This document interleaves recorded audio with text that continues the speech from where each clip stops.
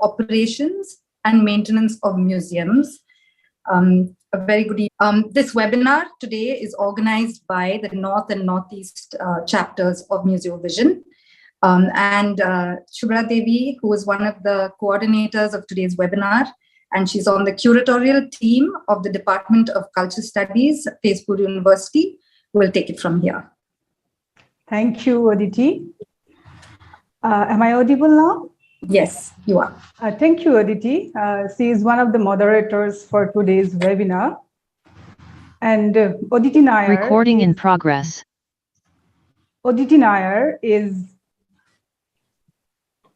currently the museum director at Kerala Museum of Madhavan Nair Foundation, a Masters of Performing Arts from London in the year 2019. She is a recipient of Art Think South Asia Fellowship run by Coach and the British Council. Our second moderator for today's webinar is Manali Mamaya. She is a 25-year-old research scholar pursuing her doctoral studies at the Department of History and Archaeology, Karnataka University, Dharwad. She is involved in various academic activities to spread awareness of history to the history enthusiasts across various fields. This international webinar on challenges in operations and maintenance of museum is organized to celebrate the 6th anniversary of Museovision, a group of museum and heritage professionals from 7 countries and founded in Gujarat, India.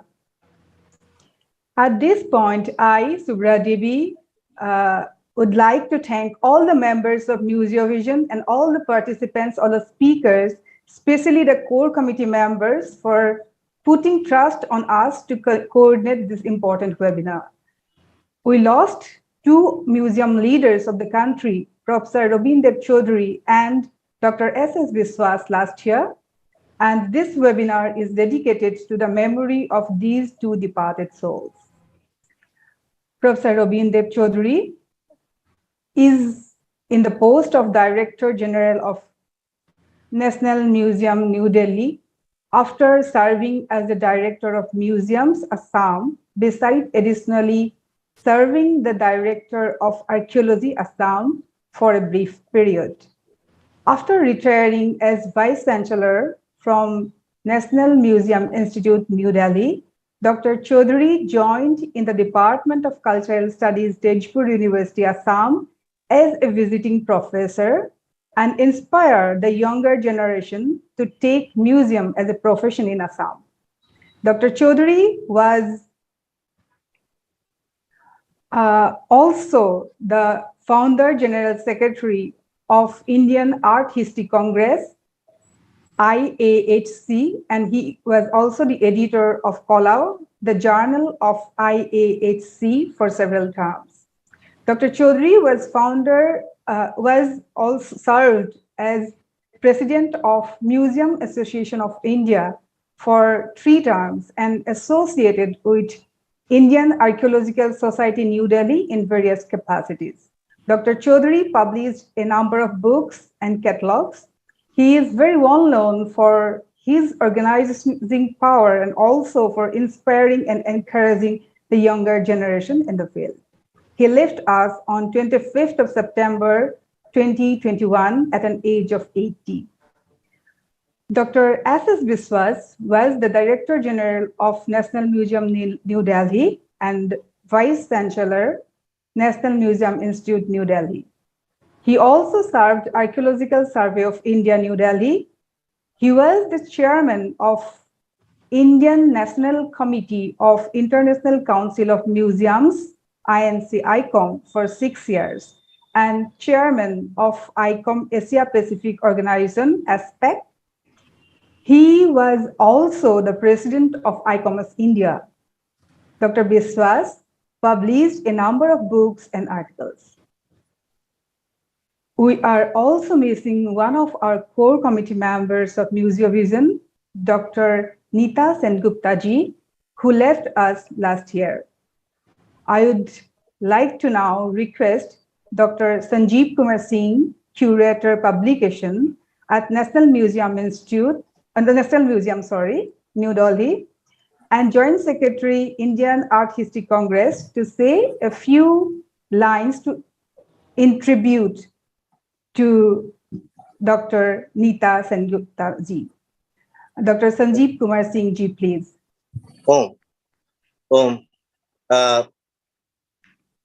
Actually, it is not a time to speak about a scholar and a young colleague like Dr. Neeta Sengupta.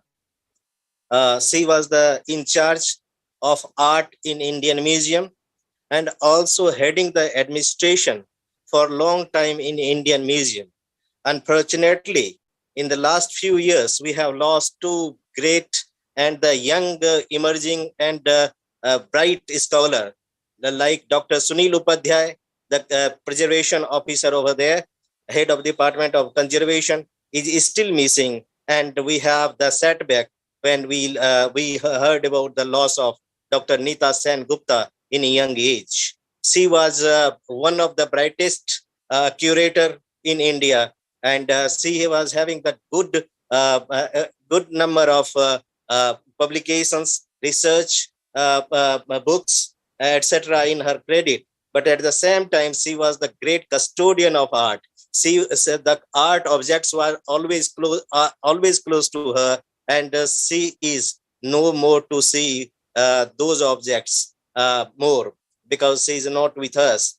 But objects remembers us, and that is why the Indian Museum and the museum community is lost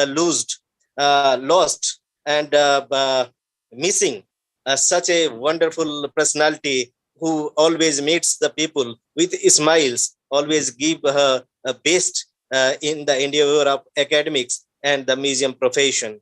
I along with you all and all the professionals, all her colleagues, all the her admirers, all the administrative persons, we offer our best of respect to the departed soul, and we with tearful eyes. It is my personal loss because she was junior to me and she was very close friend of mine. We worked together in Indian Museum, Kolkata, and she was so close to everyone that everybody remembers her. So I offer tribute to her memories and wish that God give her the ultimate rest. Om Shanti, Om Shanti, Om Shanti. Thank you very much, Sanjeev Kumar Singh ji. I now take this opportunity and pleasure to introduce the keynote speaker of today's webinar, Professor Amreshwar Gala, UNESCO Chair on Inclusive Museums and Sustainable Heritage Development. Sir is an alumnus of the Jawaharlal Nehru University, Delhi, and completed his PhD from the Australian National University, Canberra. Currently, he is the Professor of Inclusive Cultural Leadership and Founding Director at the International Center for Inclusive Cultural Leadership, Anant National University, Ahmedabad, India.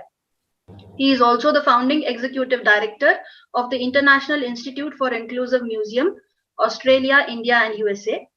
Formerly a Professor of World Heritage and Sustainable Development at the University of Split, located in the World Heritage City of Split.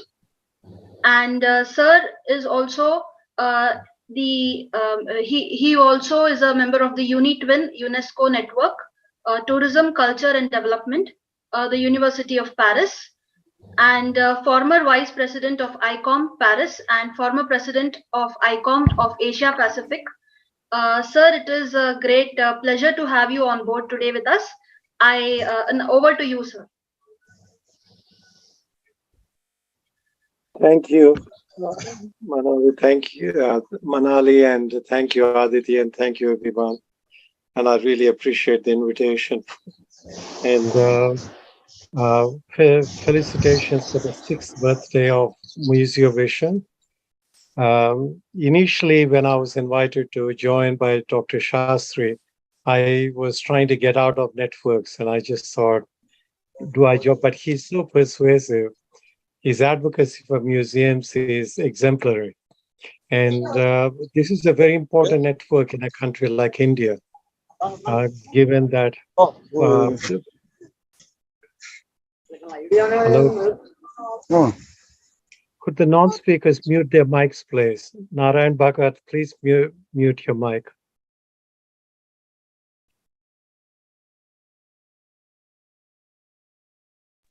Hello. Sudhanvasa, please can you mute your mic?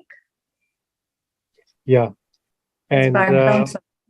so in a country like India, where professional bodies are hardly visible, sort of with very small membership, I think Museovision in a way brings together a whole range of people from across the various spectra of typology of museums one can imagine. And this is much needed in India, much needed for advocacy, much needed for raising awareness, not just among the public, more importantly, among the public servants, the bureaucracy, and others about their roles and responsibilities, because museums host collections that are a permanent liability and they need to be looked after. They're part of the national estate. And so if you look at countries like United States with the American Alliance of Museums, with whom I had a long-term dealings, the advocacy, even in terms of cultural diversity, the advocacy in influencing the US Congress is phenomenal. Same with Germany, ICOM Germany too, and their whole museum network. During the COVID situation, their influence on the government was such that several billions of dollars were invested in museums. Same in Australia, critical advocacy from Museums Australia played a very important role. And so we need that kind of, I hope you don't mind my saying we, because I'm an Australian, and but I'm an overseas citizen of India. We need critical advocacy that's missing. And I hope that Museovision, will provide that gap, or, the gap that's there. Having said that, well, once again, I'd like to congratulate all of you in Museovision, and especially the tireless advocate, tireless worker who at 5 o'clock in the morning gets up and starts posting. Dr. Nandan Shastri, you're amazing. Hats off to you.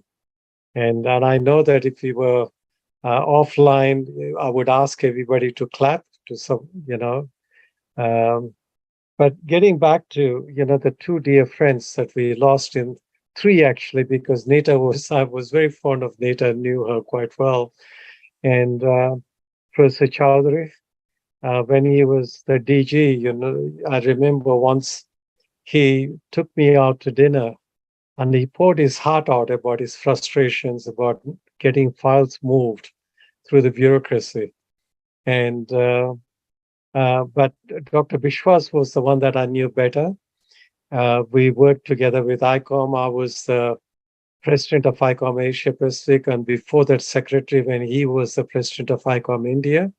Also met him with the Age of Angkor exhibition at the National Gallery of Australia, and in Philippines with the Asia Pacific Regional Assembly, many occasions, Barcelona and so on. He had a good sense of humor, but he had also got a kind of, attitude that life must go on, which you desperately need when you find the kind of lethargy that one experiences, in the systems that we all have to deal with. And it's sad to have these three wonderful people leave us. Especially, I was really shocked when I heard about Nita, her departure. Now, the theme set by the organizers is challenges of operation and maintenance in museums. I'm assuming it's in India, but I will make some comparative remarks and international remarks. Yes, the huge challenges. It's phenomenal. I think it's a crisis point in India that these have to be addressed in a systematic way, in a coordinated way, at the national, state, territory, and local government level. They have to be addressed in a coordinated way. the triangulation of the three levels of government is critical, not just focusing on national institutions, although I must say not all national institutions are adequately taken care of. I know that there's Gangaji after me and there are others. You all have so much more experience than I do in India. But so please bear with me. So one of the first things that hit me when I moved back to India a few years back is that the museum management is not actually understood in terms of that there's governance, there's management, and there's leadership. The three different aspects of the industry that we need to address. When it comes to governance, it's legal and occasional boards or reviews, but that's not what governance is about. Governance is critical in the corporate health of the institution. And systematic governance is missing except for some private museums and maybe a couple of museums in Mumbai. And there are others I could think of, like the Bihar Museum and so on. But in general, the majority of museums there do not have a governance structure. When it comes to management, management is not managing. Management is about hierarchy, seniority, promotion. This is not really management of 21st century. This is colonial bureaucracy. I think that management is a major issue. And leadership is seen as if you're elected as the president of an organization, appointed as a director, you're automatically leader. That's not how leadership is understood in museums internationally. I mean, we look for inspirational leadership, resonance leadership, the kind of leadership that's needed. So those three aspects I want to emphasize. If we want to think of operations and maintenance, first of all, before anything, we need to think of governance of museums, management of museums, and leadership in museums. All the three, I would give 1 out of 10 for the institutions that I've come across in India. That's pretty pathetic, I must say. Look, at my age, I can be honest, and I'm just going to be very honest. And a keynote speaker is supposed to motivate, speak, criticize without any fear. I have no fear of anybody. And the other thing that absolutely shocks me is I used to teach museum management in the National Centre for Cultural Heritage Studies in Canberra in Australia. And we always differentiated between corporate planning, strategic planning, and operational planning. There is no corporate planning. I mean, mission-driven museums are very few and far in between. They're driven by government orders. So, but not mission-driven. Maybe with the exception of institutions like the National Council of Science Museums and a few others, like I mentioned before. So corporate planning is missing. And I think that how could you run a corporation, the museum as an institution, if you don't have corporate planning process? Second thing is everything is centered around, here and now. We're like, a puppy chasing its tail, basically going round and round. There's hardly any strategic planning. Without strategic planning, how do you actually, work out what your vision is? How do you want to get where you want to get? What are your key result areas? How do you measure the progress that you make? And so strategic planning is also absent in most museums. Once again, I repeat that most museums, but there's some that are doing okay.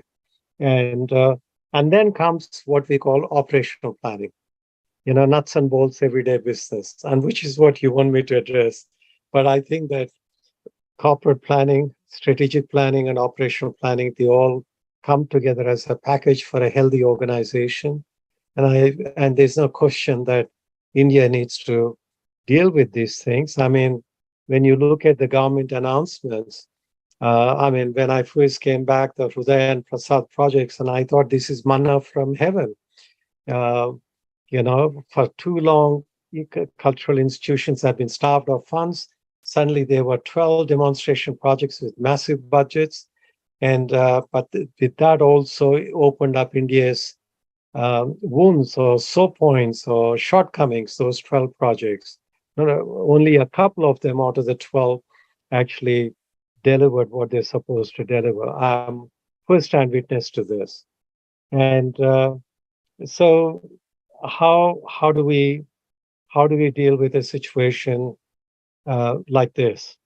How do we deal with operation planning and maintenance when there's no corporate identity, corporate planning, when there's no strategic planning, there's no operational planning either.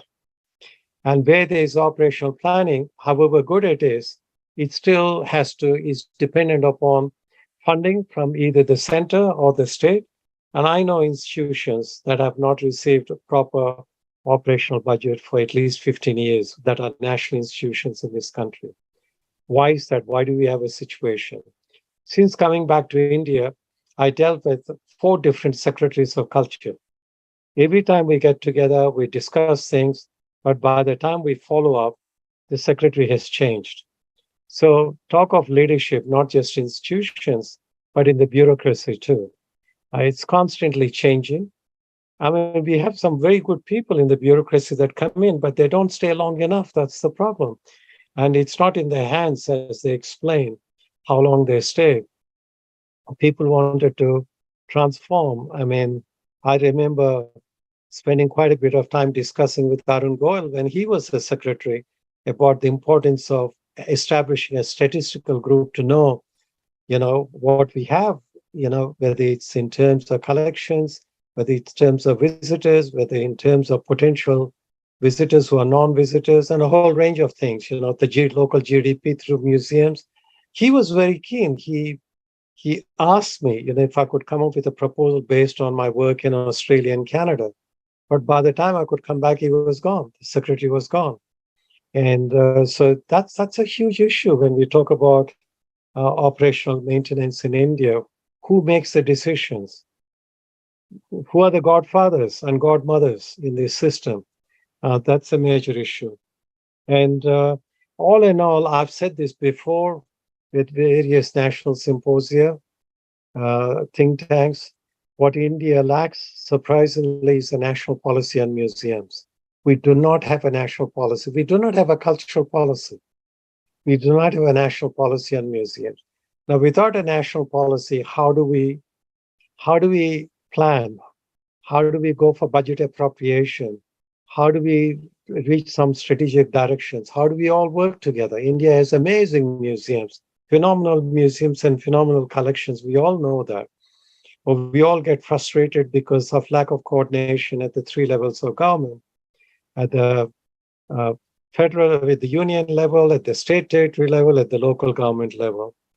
And I've been in Delhi at budget times, not because I was looking for money, but what I found was that surprisingly, none of the museum directors are in Delhi when budgets are being negotiated. That's when, if you look at Canberra in Australia, you look at Washington, D.C., budget appropriation time is when you find the directors lobbying with the politicians, lobbying with the bureaucracy.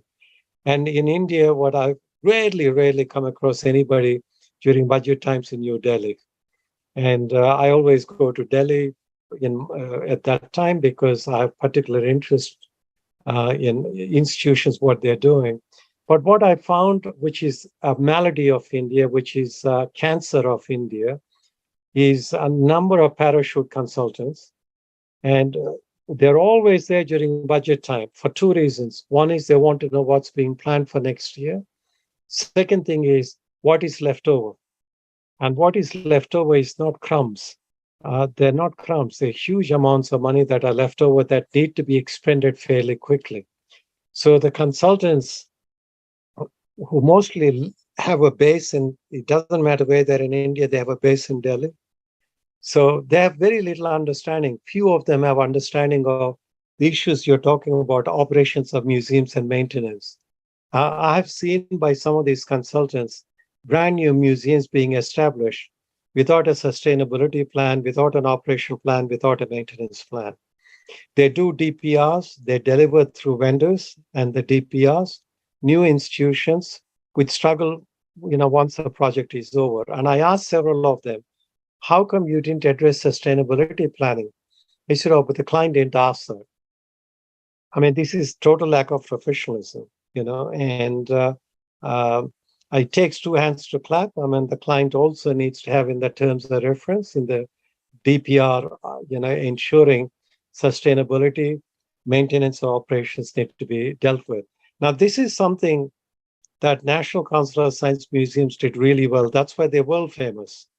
If you look at Australia, most of the science centers, a lot of the objects were made in Calcutta.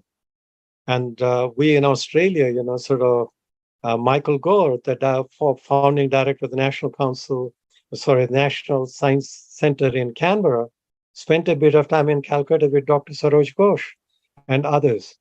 And so how come in one area that we did so well, and you go to US, you go to Europe, everybody knows about National Council of Science Museums in India, and also the person in the ICOM elections to poll the largest number of ever ballots for a president was Dr. Saroj Ghosh.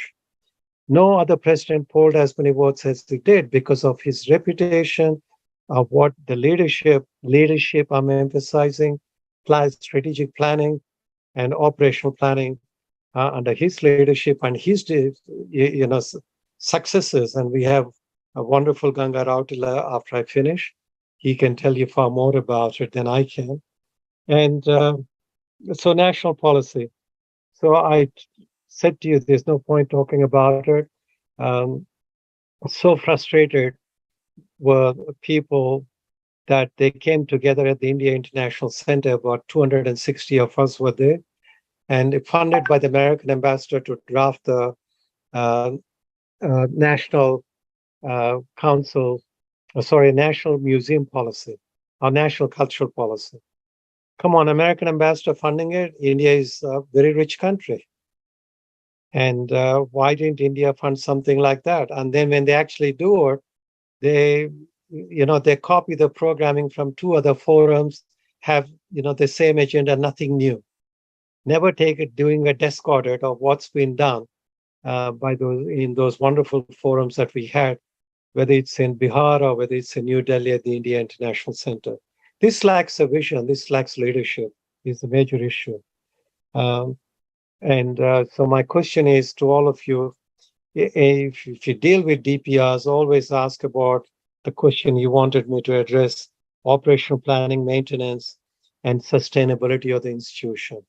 Is it there in the DPRs? None of the ones that I've seen had even used these words. So it's a big issue. Now I want to, what happens when you don't focus on sustainability, maintenance, and supporting the operations? What happens? The example that I like to give you is an institution that I've known since January 2000. That's 22 years. I was there recently with Anant Fellows from Anant National University. This is in 2000. In 2000, they had a huge conference. Nothing of that kind has ever been organized anywhere in the world, including the US or Germany or anywhere, or Australia. He was on sacred groves. Dr. Kalyan Chakravarti was the director.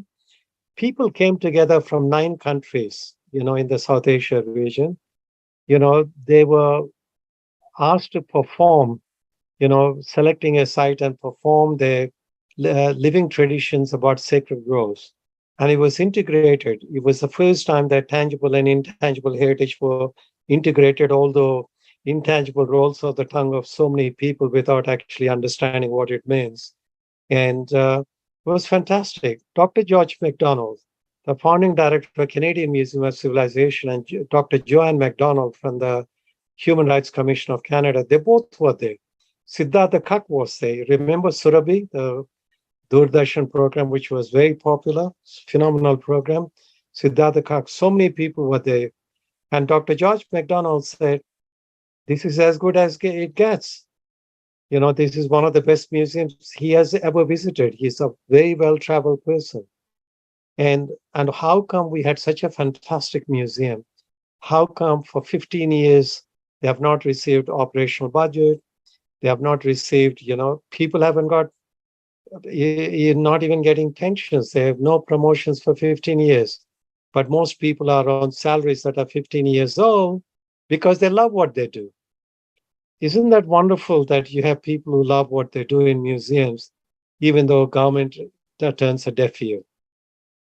So that's, what happens is that, everything gets run down. It's no fault of the museum, no fault of the museum people. I mean, I know director of directors spend time in Delhi trying to advocate for the maintenance and upgrading of the museum. If you want to know more, you should ask Dr. Sari Choudhury to speak, because he was the last director who was there for 5 years. He tried his best, and I've seen it. The other thing about lack of total support, national policy and support, is the Indian Museum. One of my favorite museums. IGRMS is my favorite museum, but Indian Museum, one of the very first museums that I was there, thanks to Dr. Saroj Ghosh. And then subsequently, when Dr. Biswas was the director, I had a field day looking at collections. I was shocked.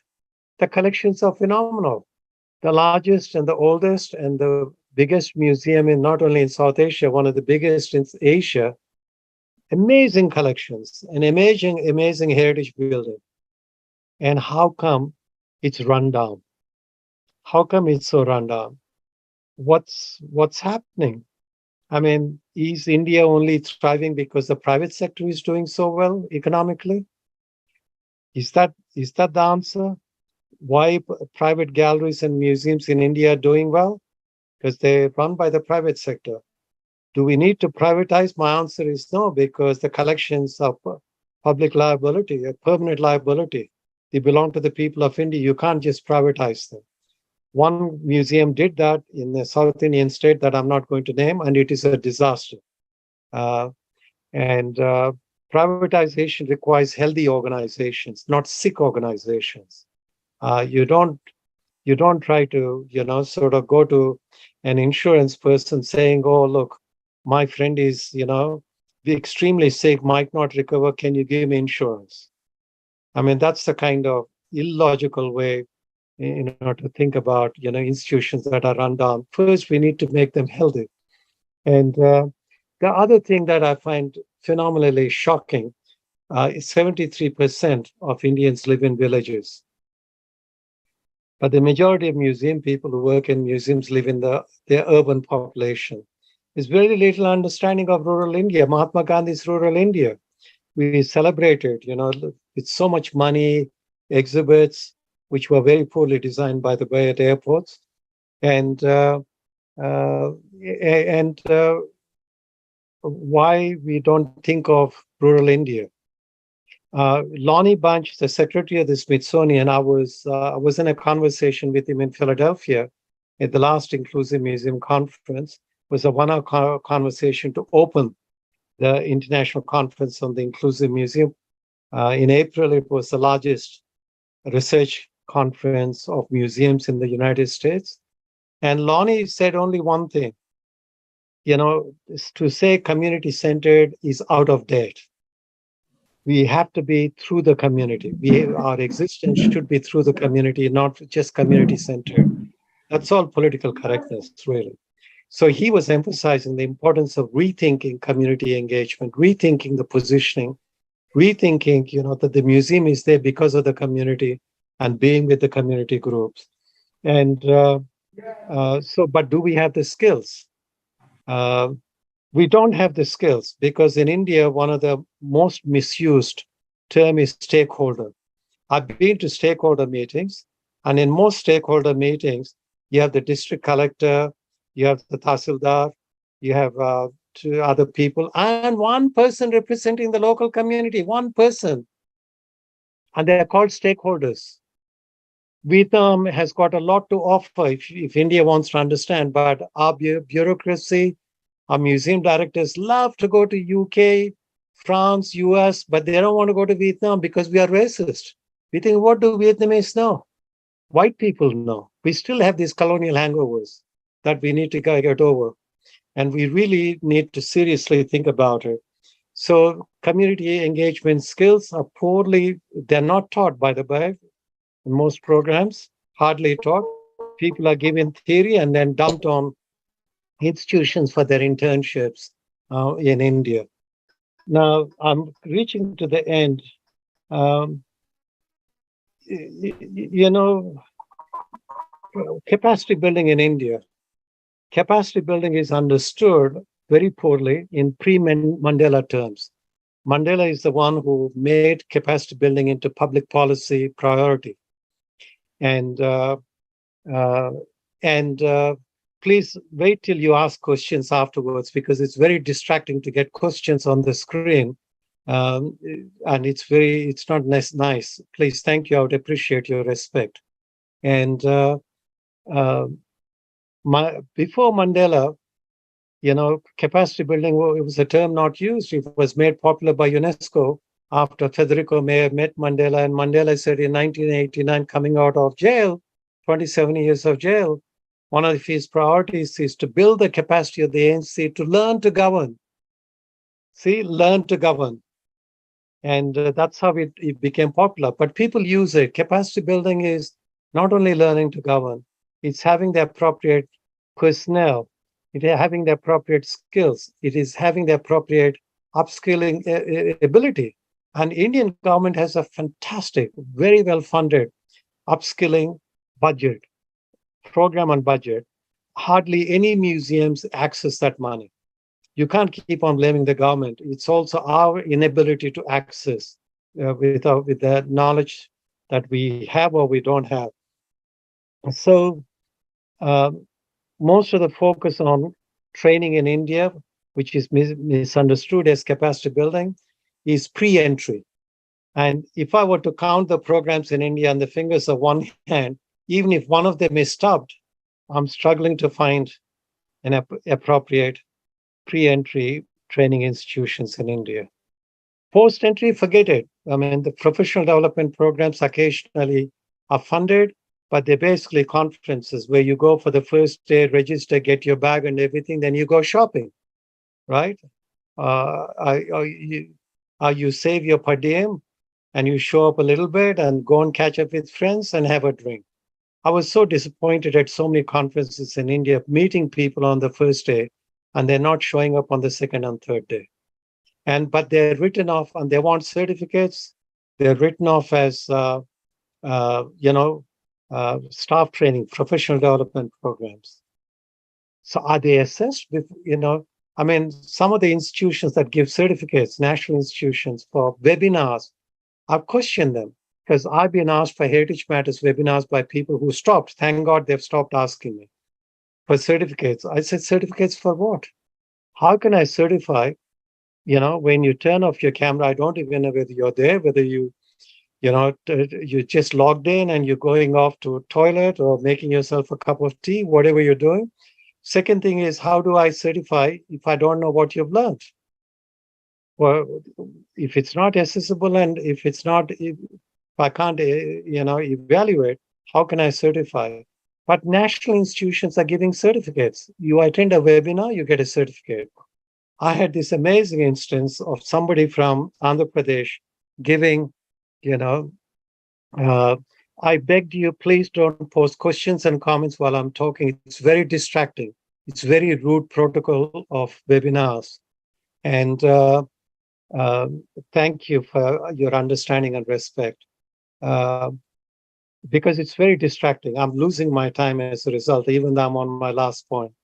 And so post-entry professional development program is hardly existent in the country. I mean, I'm not saying they're totally absent. I've seen some excellent programs like the one once run at Chhatrapati Shivaji Museum in Mumbai. There are others. In Kerala, they're doing some really good work. And I'm sure there are other states that are trying to do good work too. And I know that I've traveled extensively in the last 5.5 years, 6 years in India. COVID or no COVID, I've not stopped traveling. And this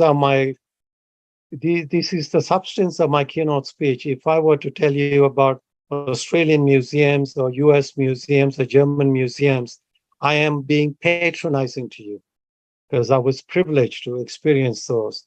And they have different economies, they have different political systems. And that's why, the evaluation from the millions of dollars that were spent, and some of you who are listening have been on these trips to UK and France for museum people, curators, and directors to go there. Fantastic, because we need to know what's there. And they did get an opportunity to go. But when you look at the evaluation of the people who went to the British Museum that I've seen, most people after coming back to India, they said it was very nice to see what is possible. I mean, they were very honest in their comments, very nice to see what is possible.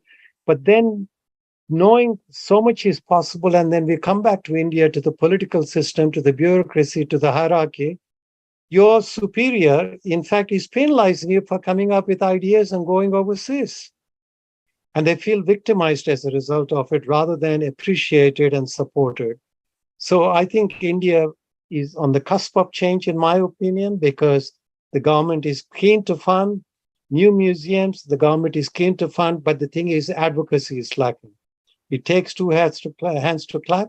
There needs to be a professional body that guides, advocates with the government. Government can only do so much. I refuse to blame the government for this. If there's no cultural policy, no museum policy, what have museums been doing all along?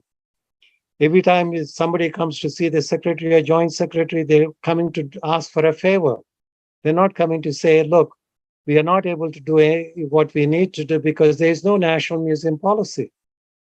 So we need to have the courage to be honest, look at ourselves, be reflexive, confronting, and revealing about where we want to go as an Indian museum body. And I'm sure that Museovision, by bringing so many people together within a short period of 6 years and regularly doing this, has got the capacity to be a strong advocacy body. I wish you all the best. And please forgive me if I've spoken out of turn, but I'm just being honest because I have nothing to lose. And if you want to listen, that's up to you. But from the reactions of people, I think that you agree with me. All right. I wish you all the best, and I look forward to the rest of the webinar. Thank you very much. I really appreciate the facilitators and the organizers, and all the best. Thank you very much, Professor Gala, for your very insightful keynote address. I think we can now open the floor for questions related to the keynote address. If there are any questions, kindly post it in the chat box and we can take it from there.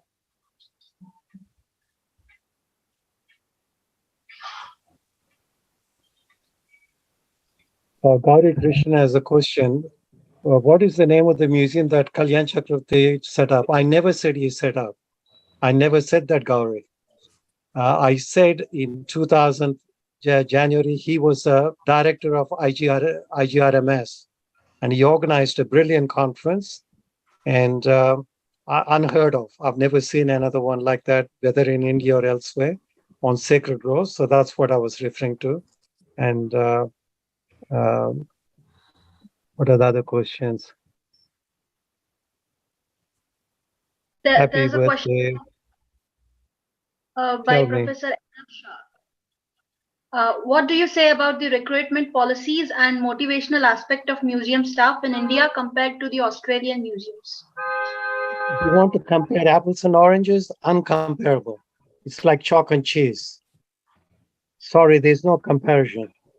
I mean, Australia has excellent, publicly accountable recruitment policies, and they also, like United States, have what is called fair search recruitment. So when they advertise, for example, for an Indigenous or Aboriginal Torres Strait Islander employee, they do fair search. They don't go through the dominant Anglo networks. They go through all the networks, community-based networks, to source the right person.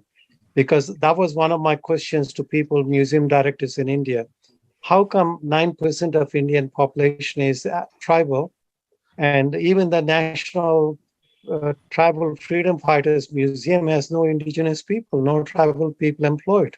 That project has got none so far. They're now looking at it, thanks to the leadership from Ministry of Tribal Affairs, which is quite honest about the whole issue. No, there are no, I don't know what the recruitment policies are. I've never seen a policy. I've seen recruitment Rules. whatever you They call are them. called rules in India. Recruitment. Rules. Thank you, Ganga. I've seen rules, but I've never seen a policy. So is there any other questions, or could you help me?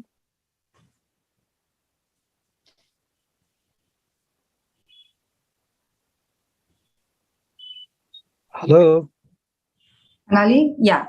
Okay. So the one other question that's come in is on, would you make any comment on the educational role of museums in India? Well, let's first talk about educational role of public institutions. I think we have Indian museums. Once again, I make an exception of the National Council of Science museums and a couple of other museums, but most museums don't have educational policies. Even the National Museum, the excellent work that was done for a couple of years, is very much centered around Delhi. A national museum is a national institution, not about Delhi, right? And so Calcutta too, Indian Museum is about India. It's not just about Calcutta. So in terms of there's a scope for expanding, but one of the things that amazes me, and I really feel so disappointed.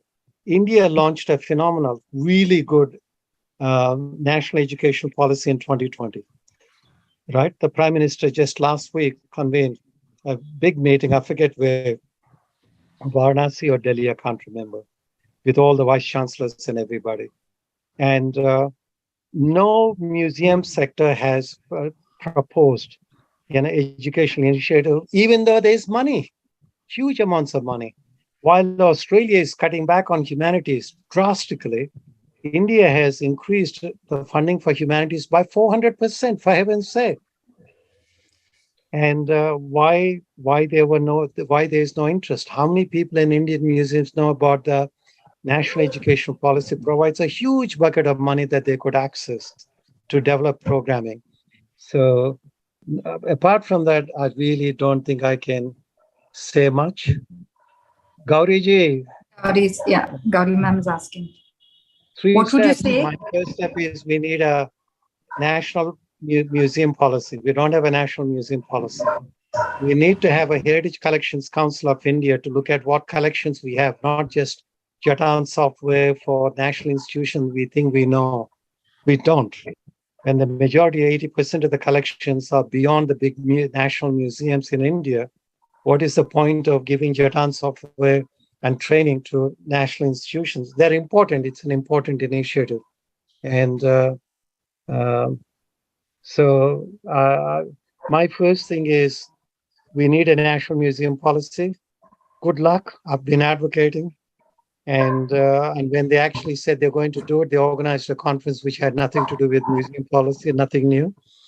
And second thing is we need to have a Heritage Collections Council of India to understand what collections we have.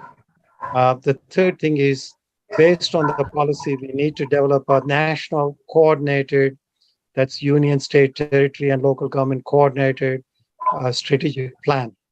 And that's what we need in India. At least offhand, I can think of those three things. Yeah.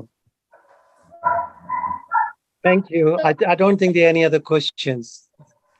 Thank you so much. Thanks for the questions. I really appreciate it.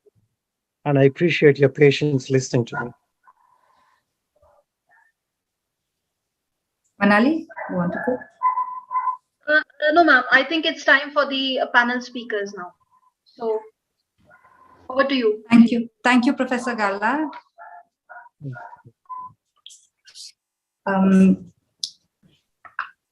I'm now going into the introduction of the... Yes, sir? I would just like to give a suggestion, if possible. See, I have a suggestion that Dr. Galla said that a lot of government grants are unutilized because project proposals are not put up by the different institutions. So my suggestion is that in the training programs that are held by the institutions, some training on how to prepare a project proposal should also be given, so that project proposals can be prepared and that knowledge is sort of universalized, because many times people get stuck. They have ideas, but they don't know how to translate it and concretize it into a project proposal. So that transition can be made easily, and that would be very helpful. Thank you. Thank you. That's a fantastic comment. Thank you so much. So apt. When the current government in their first term launched Hruday and Prasad projects, Dr. Venkaiah Naidu was the Minister for, urban development and so on, responsible for. I met him in Vijayawada and I said to him, this is fantastic initiative, but you need to help train people to write project proposals, train people to write DPRs. DPRs are not just by, civil engineers and architects who have no social science background or humanities background or science background. And Venkaiah Naidu, Dr. Venkaiah Naidu agreed. So what you said is still to be addressed. Thank you for that comment. I support you totally. Thank you. Thank you, Professor Galla. Thank you, everyone, for your questions. I will now be introducing the first speaker on our panel, Sri Ganga Rautela. Sri Ganga Rautela is a physicist and science communicator, museum professional, and science educator. Currently, he is advisor to the Department of Science and Technology, Government of Uttarakhand, for their upcoming Science City project, a state-of-the-art science museum center. He also serves in the board of science museums and centers in India. He retired as the Director General of India's National Council of Science Museums, a network of over 48 science museums and centers under the Ministry of Culture, Government of India. During his science museum career, spanning over 37 years, he immensely contributed to development of museums and science centers and science cities, and in development of numerous hands-on science exhibits, education programs, and outreach activities. His interest area of research in museums is behavior and demography of audiences and learning in museums. Currently, he is member of Legal Affairs Committee of International Council of Museums, Paris. He has widely traveled abroad and delivered lectures on museum-related topics and science communication. He has several publications on museum and science center-related topics and over 60 research papers to his credit. Sri Ganga Rautela will now take the floor. I request you all to reserve your questions for after his talk so that we can, and post them in the chat so that we can take them after. Thank you. Gangaji? Thank you very much. I will put my slides on because with my background at the Science Museum, I believe in articulating my issues through slides. And I would, first of all, I'm very happy that a lot of young people are attending this. And that shows that future of Indian museum profession is bright. I would like to pay, first of all, my homage to two great stalwarts of the museums in India, Dr. Sachin Biswas and Dr. R.D. Choudhury, whom I knew for a number of years. And through ICOM activities, through museum activities, and at personal level, I knew them very well. So we had a big loss for Indian science, Indian museum community. One thing I would like to mention that whatever I'm going to make presentation it's not my reflection from my experience in science museums and in Department of Culture, as well as interacting with various museum colleagues around the country in various seminars and conferences, India and abroad. And my association as a chairman of the International Committee on Museum Education and Cultural Action, SICA, for 6 years, which gave me a lot of opportunity to interact with the museum colleagues outside India. I would like to come back to the basic museum definition, I don't want to say what American Association of Museum or other definition, but I would like to, the most accepted definition that we normally use is, what is the museum is non-profit. It's a service of society and for its development. Its purpose is education, study, and enjoyment. Remember, what I'm trying to tell you, this is if you come back again and again on these issues, you will definitely think about making a good museum. Now, you know, this definition is under revision, and ICOM has done a very long exercise. I was, as a member of the early ACE, was involved in a little bit of articulating this definition. There are two proposals that they have come to conclusion, A and B, and these two will be voted by museum professionals in Prague General Conference of ICOM, which is due in August this year. And if you look at the definition as well as the scope of the definition, the scope of museums have been a little widened.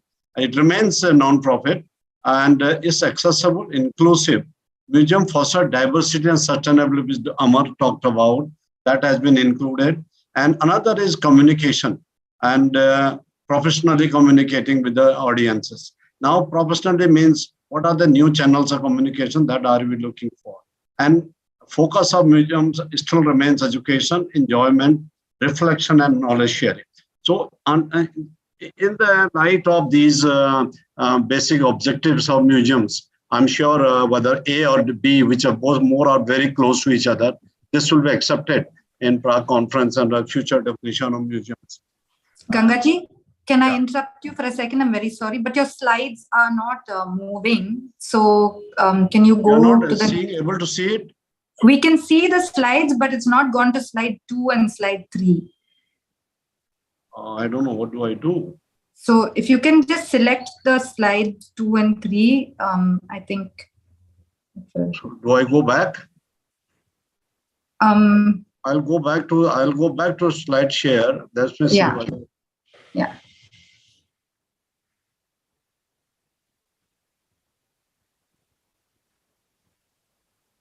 Can you see the slide now? Yeah, we can see it. It's not going to the next slide. Let me check. Can you see the next one? Now you can see? No, it hasn't moved from the The next one is not coming? No, sir. Are you still on the first slide? Yes, we are still on the first slide, sir. The homage? Yes. No, we haven't seen homage. We're on the very first slide. Now the definition? No, sir. No, sir. We're on challenges in museums and operational maintenance. I have sent these slides to your admin also. If they try from there, I don't know what is the problem. Okay, I think you have to go to slideshow. Sir, we'll manage it from this end. You continue speaking, sir. Okay. Okay, thank you.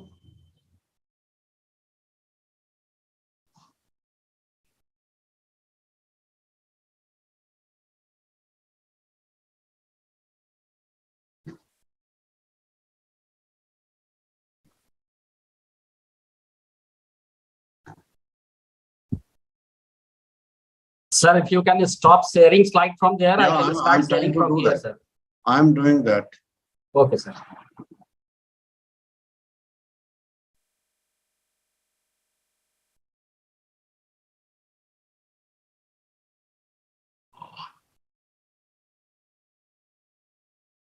Yes. Please do from there.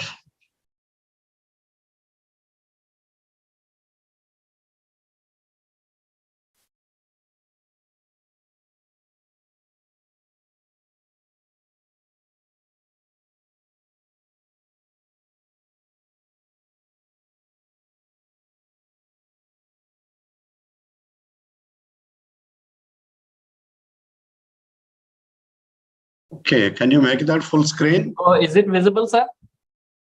It's okay. I think even if you don't make it a full screen, you can go to the next one. Yeah, that's over. Next. Yes. Are you able to see it now? Yes, sir. Okay, next, please. Amar talked about the management issues, which is one of the big challenges, especially in Indian museums.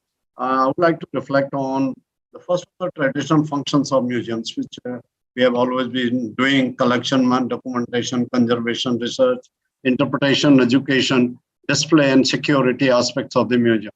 So this has been always talked about. Next, please.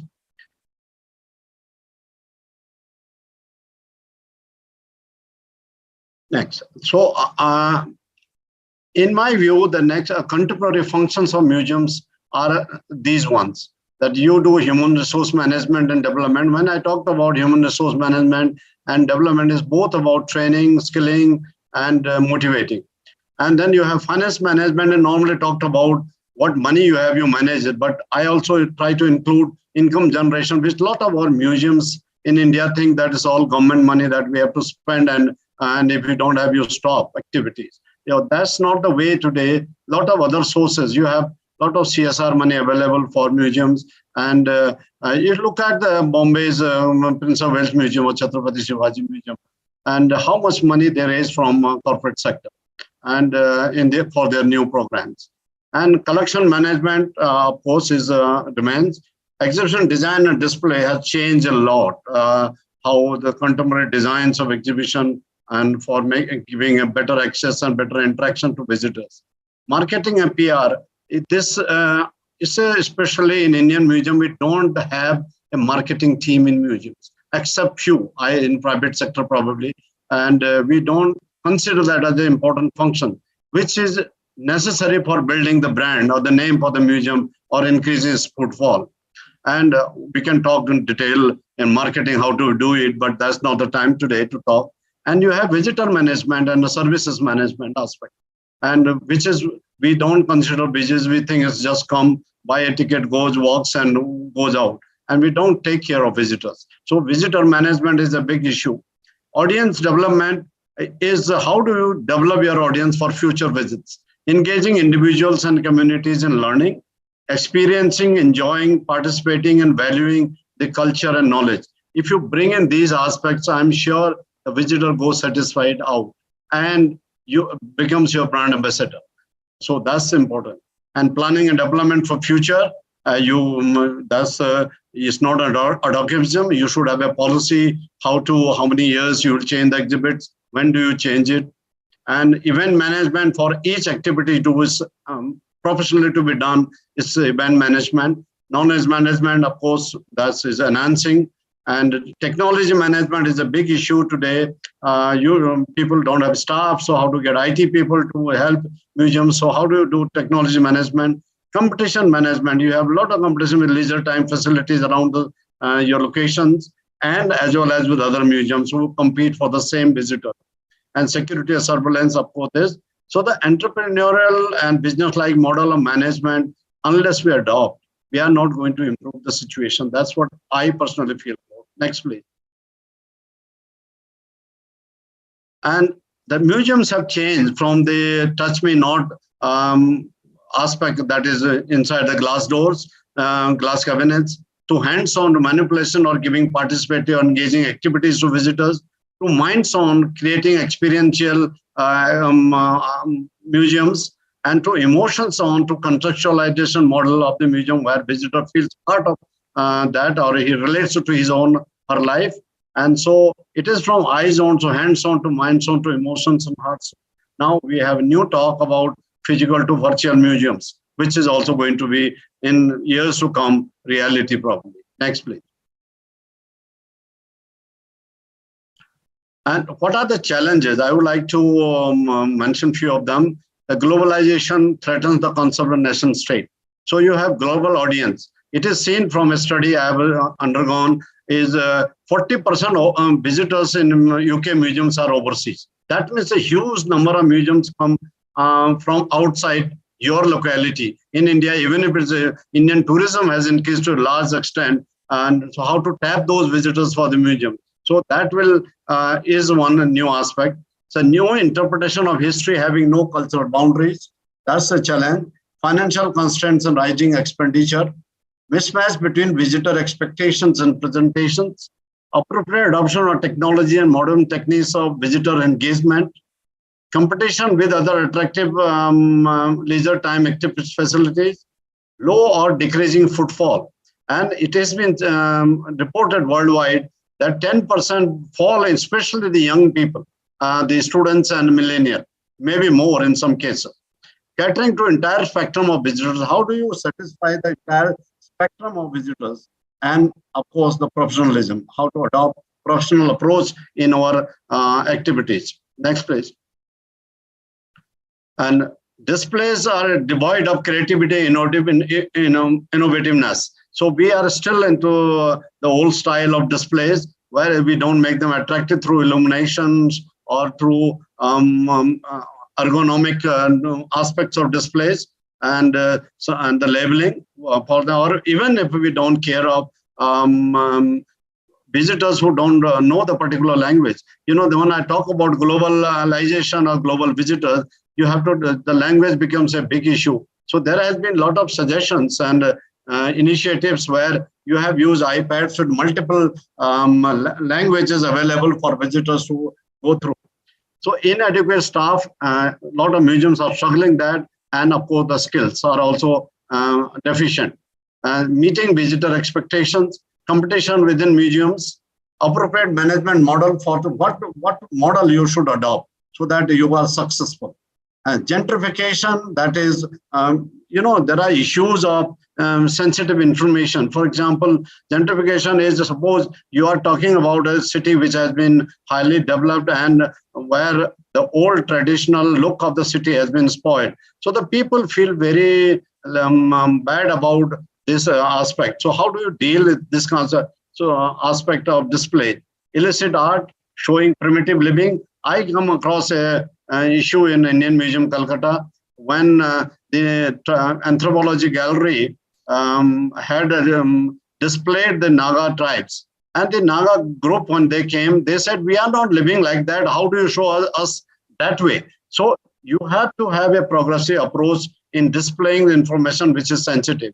And of course, there are culturally sensitive information you have come across in recent instances of a Kali film on when the museum in Aga Khan Museum in Canada had to remove the information because there was an opposition from Indian community. So restrictive management system, we have no autonomy except a few of them.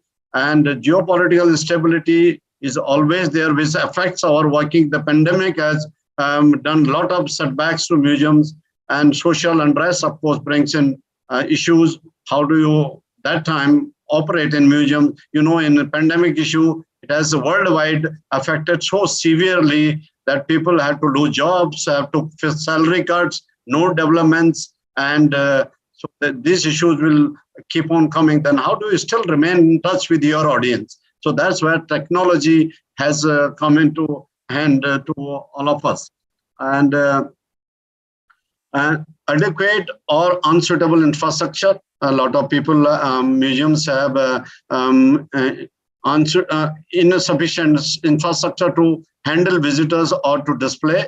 Archaic policy and system of operation. Amar talked about the policies of both museum policy and museum of collection policy, or even technology policy, or even education policy of museums. And we don't have that in place in many cases.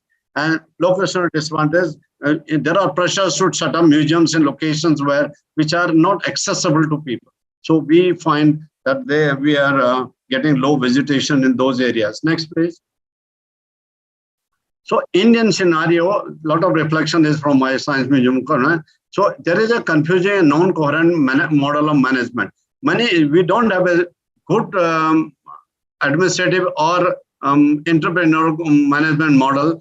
Some are under a board, some are under a directly government department, some are under a different other system, which makes it very difficult for inter-movement of museum staff, even though they are in the same museum, same department of the government of India. So that's, I have faced a lot of problem. I have been talking about this, that bringing these all museums under an autonomous organization so that you have that flexibility according to skill sets requirements. You can move people and get experts for developing a kind of facility that we are looking for. Inadequate, unskilled professional staff, a lack of visitor-focused entrepreneurial operation model, poor renovation, refurbishment, and expansion, and no clear and comprehensive policy for acquisition, storage, conservation, which I talked about. For network and coordination among museums themselves for sharing of skills, sharing of expertise, and university systems who are taking up courses on museology, and they are not in dialogue with museums who really are basically users of those professionals coming of the museum departments. So professional bodies like Museum Association of India or Indian National Committee of ICOM, and we don't have much coordination among museum except through a membership that INC ICOM does. Of course, MAI, I feel now, having not much of activities. Resource crunch, of course, is plaguing the museum activities, low corporate funding and efforts to generate funds. So how do you, there is a scope to generate that, but there are less efforts to generate these funds. Next, please. So if you look at, so the museums are changing. So I think the museum, this is the statement by Jim Richardson, who is the founder of the Museum Next. I think the future of museums will be a lot more personalized than the current one-fits-all visitor experience, with technology allowing people with different interests to each have a tailored experience. So how do you incorporate these kind of upcoming changes in museums? Next, please. So similarly, the audience is changing. The broader definition of museum audience is not only those who entered physically the museum building or premises, but those who are being influenced and reached by museum activities and communication wherever they are. So that's where this online presence is very crucial today. Next, please. So if you look at these visitor segments, which are traditional segments, we talk about students, tourists, families, housewives and women organizations, senior citizens, and teachers, underprivileged section of societies, singletons, clubs and societies, and military and navy enthusiasts, holiday activity providers, DINGs, double income, no kids. There's a group of coming up in big cities who look for new experiences, entrepreneurs, and digital natives, online visitors. They could be millennials or Generation Z. Millennials are who are the age group of 26 to 41, and Generation Z is from 10 to 25. So, museums are today visited 24/7 and 365 days. I'm not talking about physically coming to the museum door, but they are visiting your website from across the globe. So this is where your presence has to be guaranteed. Next, please. So we have a serious problem of valuing our visitors. Some of them consider them strangers because they think collection management publications are their primary responsibilities and visitors are their intruders into their peaceful work. And museums have to consider them as guests because museum assumes responsibility towards visitors and wants to do good to them. And the next classification could be clients, because visitors spend time and money and efforts to come to museum. So return on their investment, and you have to be responsible for their wants and needs, what they need. So you have to have plan according to needs of the visitors. So I think if you bring these aspects into your planning, and the museum should be a lot more successful. Next, please. So visitor characteristic has also changed. As I told you, the young visitors are coming down, visit of young visitors, the millennials and Generation Next, the traditional visitor, and their lifestyles have changed. I'm not going to details of this. If you look at what are they looking for, if I look at only one, traditionals look for cultural oriented, and whereas millennials are experience oriented, Generation Z are identity oriented. These are the traits of the new generation visitors now. And so accordingly, we have to plan our activities to focus on the requirements. Next, please. So visitor care principles, if we have to follow, you have to educate them, inform them, engage them, and satisfy them. So that means you are taking care of visitors when they come to you. Next, please. And visitor satisfaction, which we hardly measure because we don't conduct too many visitor research in India. And whereas a lot of publications on visitor research comes from abroad. So visitors satisfaction is the quality of your presentation, the performance, on-time performances, and the service you render, and the satisfaction of visitors, and the reliability, how they always validate what they expected and what they got. So if it is as per their expectation, so you are reliable and the experience was good. So if these are aspects looked for, so that will come only from when you have a visitor-centric planning. That will not come from just by opening your galleries, unless you take care of visitors. Next, please. So in digital era, how do you function? So what are the advantages of digital era? So curation and co-curation, a lot of collaborative planning happens today because the museums curators have become more resourceful, and in terms of information, in terms of expertise across the globe, there is a lot of collaboration online happens to design, to curate the new exhibitions. And the communication aspect, which is using digital technology, has become a lot more effective and available 24/7. Marketing, public relations also is now online, and a lot of digital aspects have come in. Experience design, you use technology to provide good experiences to visitors, and global audiences called the digital natives, you take care of them. And of course, management has been a lot of benefits of technology even in management of the museums. Next, please. What are the benefits? Technology provides interactivity. So that is what visitors look for today, experiences. Technology liberates objects from glass case and curators levels. So makes available, they can even download and take it through their apps. Technology decreases the psychological distance between object and viewer. It makes it a lot more friendly. Moves a step closer to allowing objects to be experienced as real things, once used by local people and there. So you contextualize through the technology, a lot of information is possible. Use of technology to reduce organizational costs. So whatever you do in museums, I'm not going to details. Every aspect, if you incorporate technology, it brings down the cost and efforts and time in managing the museums. Next. So the prologue is, while information does not equal knowledge in technology, and knowledge is not equal to knowledge, and technology is not a cure-all. It is not all solutions. It's only for enhancing your presentation.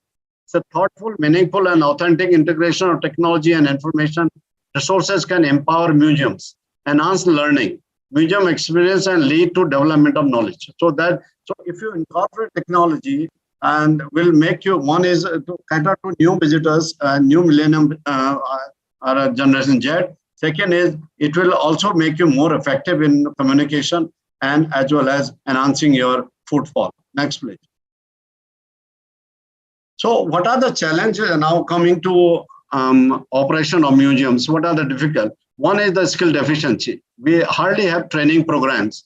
And I'm thankful to Professor Gala, who mentioned about National Council of Science Museum, where I have been for a long time. We have a very regular training program for all categories of staff. In a year, we organize about 20 to 25 training programs from all across the country, wherever our science museums are there. And both for technicians, both for even administrative staff, or even for education staff who are frontline workers for the visitors, as well as for leaders, museums. So leadership development is in-house mechanism or management policy. And you might have seen in Science Museum, we never have a dearth of museum directors. Whereas in other museums, if you look at today in India, how many museums have no directors, either being looked after bureaucrats or additional charge to somebody else. And I had a serious problem of when I was heading the science museums. I had to look after the Anthropological Survey of India. Today's DG of NCSM is looking after the Indian Museum, Calcutta. So this has been always happening, and we have no professional as to lead these museums. So we have not been able to develop leaders. Inadequate staff. So if you have inadequate staff, what do you do? There is we do a lot of. We have started the voluntary programs. We get volunteers to help us in some of the activities. So that is, there are trainees, college. Now, a lot of education institutions send interns for whether in education staff or from educational training institutions. And so we can tap these. Scarcity of funds, job security, Indian context. You know, we being in the government, we have a serious issue of job security. And that makes us what you call less motivated, as somebody mentioned about motivation. So this is accountability has not been practiced, and we have neglected that accountability aspect, both from the employees and from employers. So job fatigue is another big issue. This education staff who are in the galleries explaining to public. So they do the same job and we call it boredom. And I have seen they try to avoid visitors because they become bored of explaining. How do you do that? Technology is the solution. You can have a more homogeneous delivery of information to visitors through technology. Either audio guides, today mobile has become your audio guide for museums, and a lot of other devices are coming in. Lack of freedom to implement ideas, rigid rules in government. So you have so much of hierarchy. By the time, I remember, I'm giving an example of a science museum. I'm developing a science city in Calcutta, in Dehradun, where last 2 years we have not been able to secure funds to do anything. So because bureaucracy, nothing else. So this is everywhere. Disciplinary issues, lackluster and chalta hai attitude, poor management. Sorry to interrupt, but we are almost 7-8 minutes over time actually. Yeah, I'm just going into 2 more slides, 3 more slides. Yeah, Next. Thank you. You gave more time earlier, that's why it happened. Okay, next please. Next slide.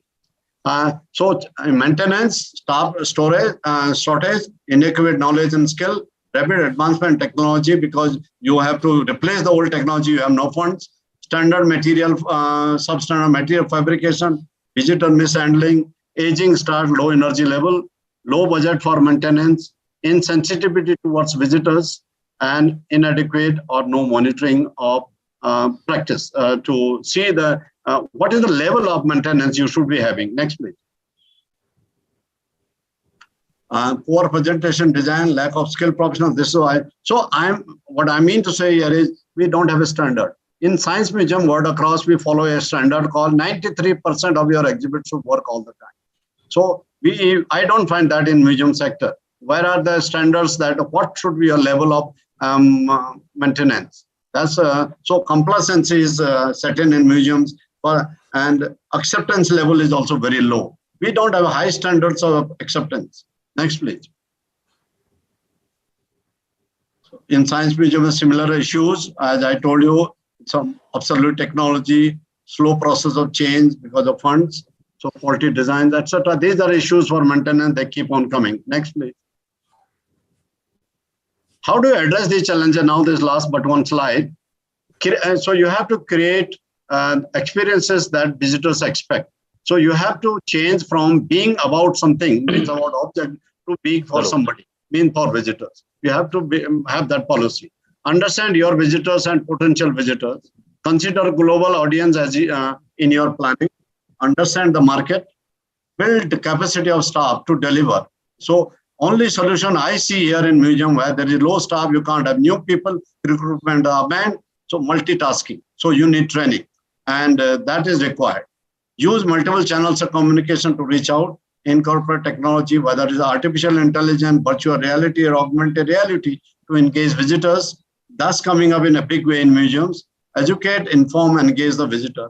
Develop digital marketing strategy and policy so that you can have a global brand. Care for your visitors. Next, please. The last one. And design special experiences for young generation to attract them, which I told you, otherwise they are coming down because they have all technology to look for museum. Visitor research has not been a big focus in India. So where to understand your visitors or to know how to they understand better. So there are few online tools are available. For example, POS and CRM are good online tools where you can use them for visitor research, visitor data. Increase footfall, you have to do that through marketing and obtain visitor feedback and take remedial action and use online tickets. It is said that Postal Museum in London has 80% increase in their visitors when they introduce online ticketing. So that's effective. So adopt best practices, adhere to standards in services, concentrate on fund generation, CSR and grants from various sources. You have to tap that, and you need a paradigm shift from traditional to entrepreneurial approach. Unless you do this, and I'm sure we will not be able to improve the museum lot in India. Thank you very much. Next. Thank you for your patience. Thank you, Gangaji. Thank you for that deep dive into Indian museums operational as well as visitor management methods. I'm now passing the mic on to Manali to introduce Pankaj. Thank you very much. I would like now to introduce the second speaker of the day, Shri Pankaj Pratim Bordoloi. Professionally a museum and art heritage expert working as deputy director, Pankaj sir possesses an innate interest in Assamese literature. He is an avid reader and since his school days, trying his hands in writing. His short stories, poems, literary criticism, and contemporary write-ups on a range of topics from politics to cinema is well received by the readers. He has a good number of research articles published in peer-reviewed journals to his credit. He is based and living in Delhi and spends his pastime with his mandolin and charity work. So once again, sir, welcome to the panel and over to you, sir. Am I audible, please? Yes. Yes. Would you share the screen or? Yes, sir. Yeah, please put it on slideshow, then I can see well. Good evening in Indian time, and I'm honored that today I have this august platform where two of the stalwarts of Indian museums are here already, and they have extensively talked about the topic which we are talking today. I thank Museovision for inviting me as a panel speaker for this topic, and I congratulate all the people who are associated with Museovision in their 6th anniversary. And I also would like to pay my sincere homage to two of our stalwarts of our museum fraternity, the Choudhury sir and Biswas. I had a chance to work with Choudhury sir for a short duration of time. And I think we have already lost so much time, and I should directly come to the topic. I think I should now get a kind of walkover because Gala sir has already set the stage and Rotela sir has already extensively discussed the points which we are facing at the time of maintenance and operation of museums, especially in India. And I now being a museum professional in a museum based in Delhi, Rashtrapati Bhavan Museum, and very rightly connect with all these issues and facing all these challenges in front of me. I'm not going to talk about all these theoretical aspect and all, but I'm directly coming up to the practical approach where we are here and what we are facing and what we are supposed to do. The first slide, as I tell you, this is I'm not going to talk about what is the definition of museum and all, but I think that as Galasa has already pointed out that museums should be in the rural place. We should have local museums or local people connecting with museums. So I think that is one of the main functions should be of the museums, and that's way we can actually create more power, more unity to the socio-political atmosphere of the country. Next slide, please.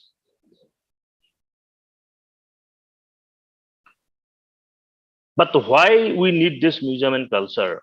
And that is what rightly pointed out by Greg Research, that the need of the culture is very important. And it is a very important tool which actually provide that cultural products, which increasingly diverse. And marking the change from an era when production drove consumption to consumer society where consumption drives to production. And the second part again, we can see that why museum is important. Alan Hooper Greenhill has already pointed out that that's put our visual culture narrative which produce views of the past and thus of the present. Next slide, please.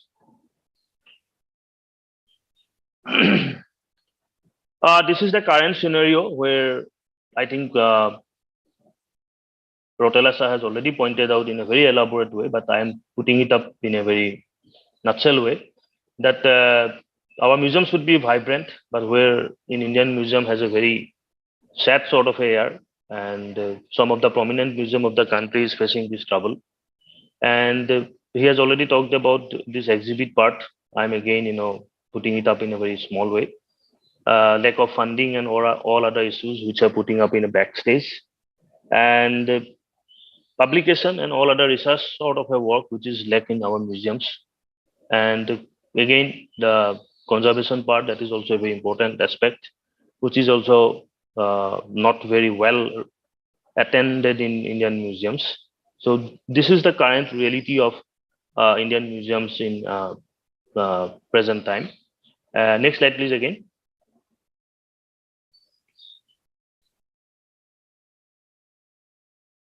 Next slide, please.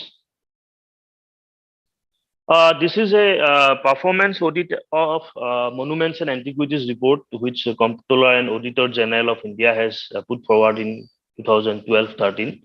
And I think these lines typically sum up the entire condition of our Indian museums today.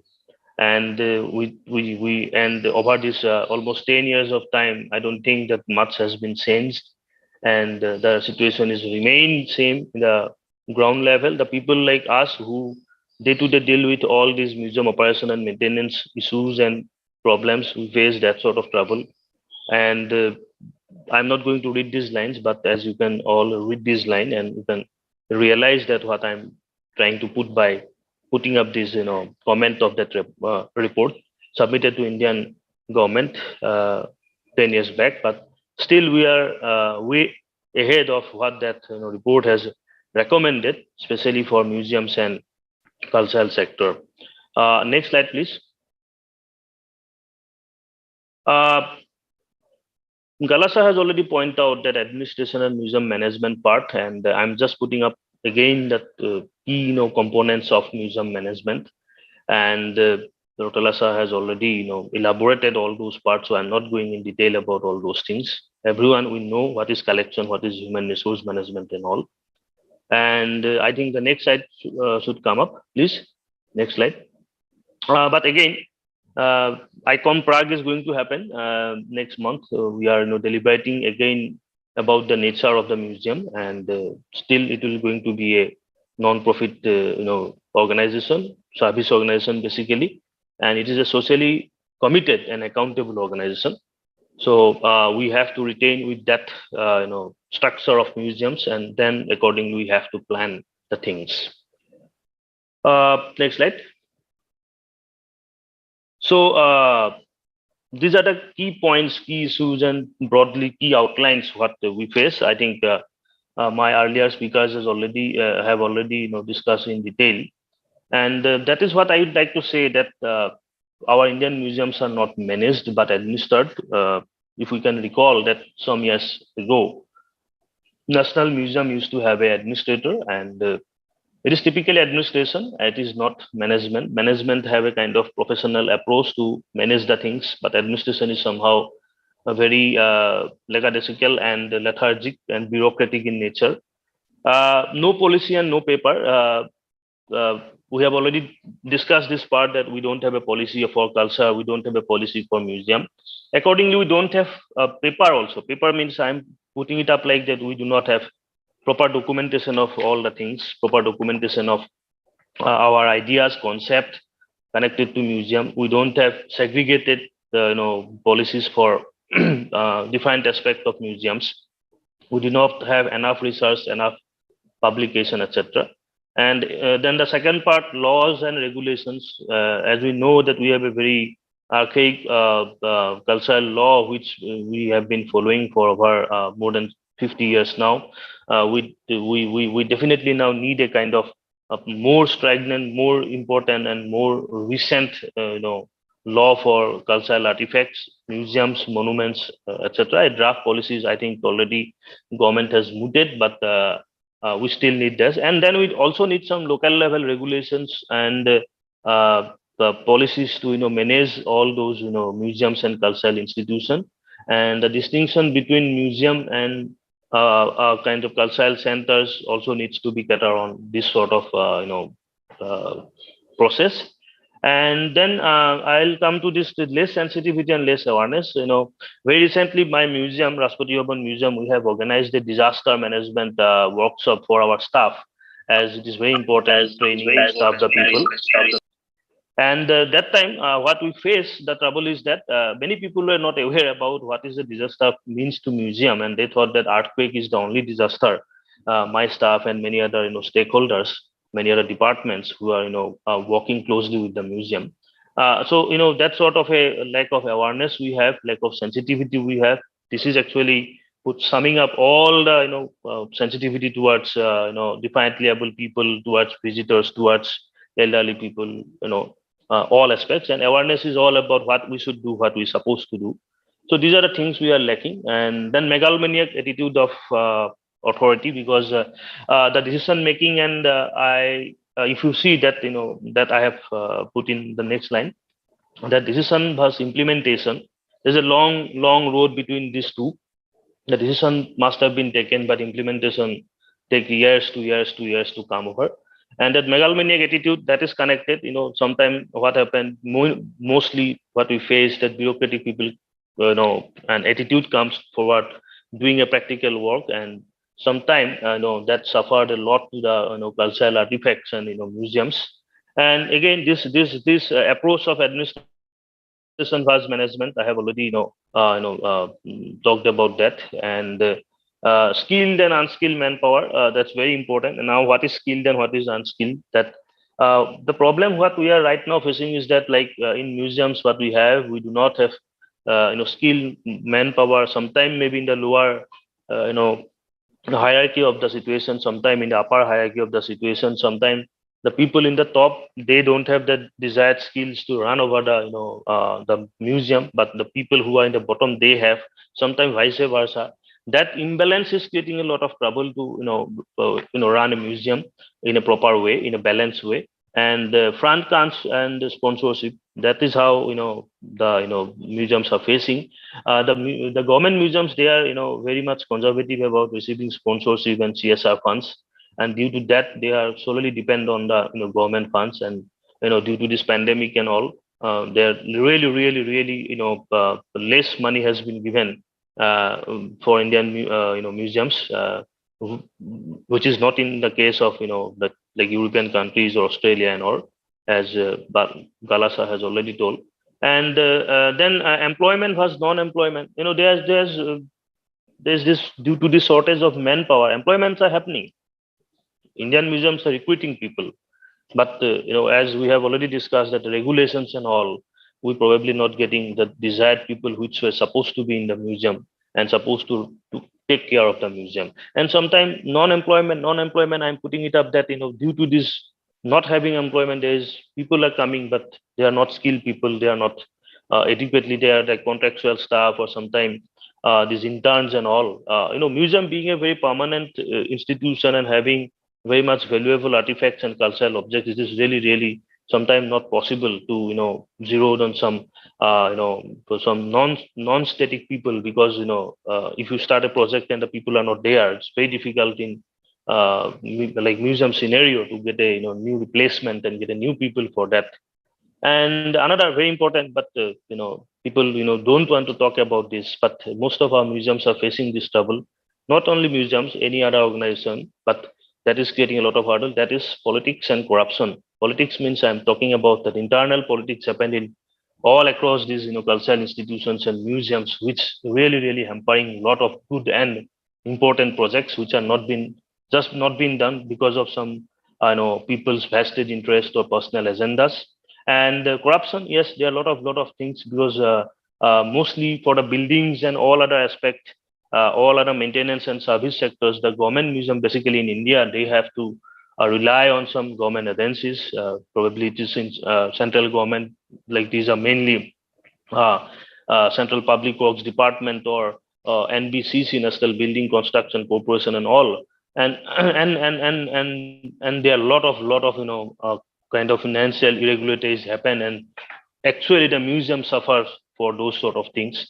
And check and monitoring is also not there in the museum, because check and monitoring, I'm putting it up that what people are doing, what they are supposed to do, and what the authority is doing, what the bottom line people are doing, that proper check and monitoring policies and guidelines are not there. Therefore, that fixing accountability for any loss or damage of the cultural artifacts or cultural loss is not actually there. And again, I'll say that last point, that ideology and bigotry. Now we have been facing through a kind of defined sort of time frame, and there are a lot of things are happening in and around our country and in and around our society. How museums should approach that sort of issues and how that is affecting our operational and maintenance part, that is also a very important thing, and that's I'm trying to sum up here in this ideology and bigotry part. And the museum, being a socially committed organization, cannot stick to a very particular or specific socio-political ideology, or it cannot be biased towards any sort of disrespect or disregard to any community, any society, any feelings or any sentiment. So but somehow some museums are facing that sort of issues. There are some kind of problems are coming up. So that is also one of the issues I'd like to put up here. Again, I'd like to put up one more thing that which has not been here, but I would like to tell you that many other international museums are currently now doing and trying to reimagine the kind of their museums, keeping in view the changed time scenario and this post-pandemic time. So that is a very important challenge Indian museum has to face. Like over the years, I think there should be some policy to reimagine it, and that's how I think these are the challenges the museum professionals are facing. I'm not going very detailed to all those nitty-gritties and day-to-day operation issues, because those are the things which can take a lot of time to the detailed kind of approach. And mainly these are the challenges to achieve the goal of the museum, to provide a very subtle sort of a understanding to our culture, our ethos and our values, and to preserve and cater to our cultural objects.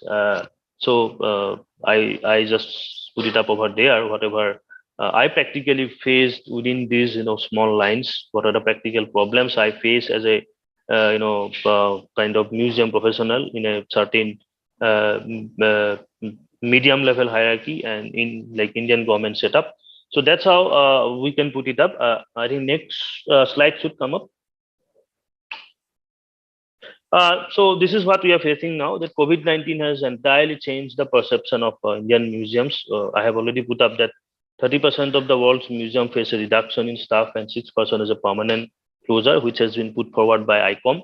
And there is some fear about that people may leave to see the public spaces and leaving museums and make it more inaccessible than before. These are the ground reality of today's time. And what is the way forward? Next slide, please. So way forward is, I have put it up in 4 small words. Can the person just switch off their mic, please? I think somebody has unmuted themselves. All the speakers, keep your audio mute. So there are the 4 words. I'm just putting it up, and I think that these 4 words are the main keywords which will give us the way forward to sail through these issues and problems. The first word I have put it up: share. Share means I'm talking about sharing everything, sharing funds, sharing knowledge, sharing information, sharing ideas, sharing concept, everything connect to a museum. Then care means care about our heritage, our culture, our art objects, our building, everything that is very important. And how to care, that is a very important part. For that, proper training, proper mentality, and above all, we need to have a proper kind of understanding. Sustainability. Sustain is a very important word. Kalasa has already explained that it is not that we should just start a museum and keep it open for public and close it for some time, after some time, because we cannot sustain. So sustainability is a very important aspect of a museum. And for those DPRs and all, putting up funds from government and all, we need to always have sustainability aspect. As we recall now that there's a museum in Bengal, that Guru Sodai Museum, they have faced this very severe trouble and they face a lot of financial trouble to sustain themselves, just because I think there is a lack of proper sustainability plan. And the last point which I'd like to put forward is the reimagine. The world of museum in the other countries have gone too far. We are lots of lagging behind the going on. We need to have reimagine our entire approach, our ideas, our concept, from the traditional style of museums to a very active sort of museums. We need to keep forward, and that's how I think that Indian museum can go through this phase. And this post-pandemic time has really faced a lot of challenges. A country like India, health, education, and defense and development are the key issues for the funding agencies and governments. And art and culture always take a back seat. And if you see our budget, that will definitely tell you this point, that what percentage of budget has been given to us for the museum sector, for the cultural sector. And as Galasa has pointed out on point, that he didn't find anyone in Delhi during the budget time, no director, nothing, nobody is there to lobby for budget. I think that cannot be possible by one museum alone. It has to be a very collective effort, and then only it can be possible. And personally, I face this trouble every year in the month of May and month of March and February. I face this trouble, and I always fight for more and more funds to run my museum, run my projects, run my works in Rashtrapati Bhavan. Although I happen to be a very premier place of the country, but still we face lot of trouble in funds. And after a lot of kind of deliberation and negotiations, we definitely get, but that is a small amount, keeping in view of the works we should supposed to do.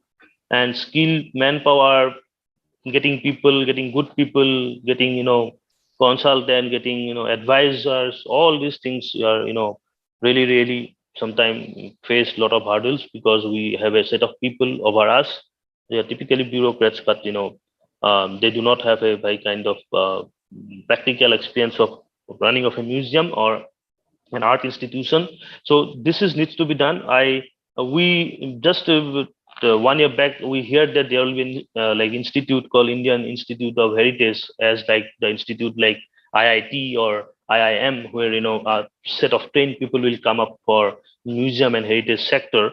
And then also we definitely should kind of focus on creating some administrative setup of like cadre, which we call in our bureaucratic parlance, to create a cadre in our administrative machinery, where skilled people will only get jobs in museums and like art institution, as we have like Indian Administrative Service, Indian Forest Service, or Indian Economic Service, something like that. We should have Indian Art and Heritage Service also, where people will be recruited through a competitive or any other medium, and those people who will be definitely skilled people, and they can think about and talk about and do something for the betterment of the museum. And I think there should be always a kind of a system that our universities and our curriculums and our syllabus, that people should specialize in kind of museum parts, because one person cannot specialize all the things. Here in India, what happened, a curator has to take care of all the things, but it is not supposed to be done.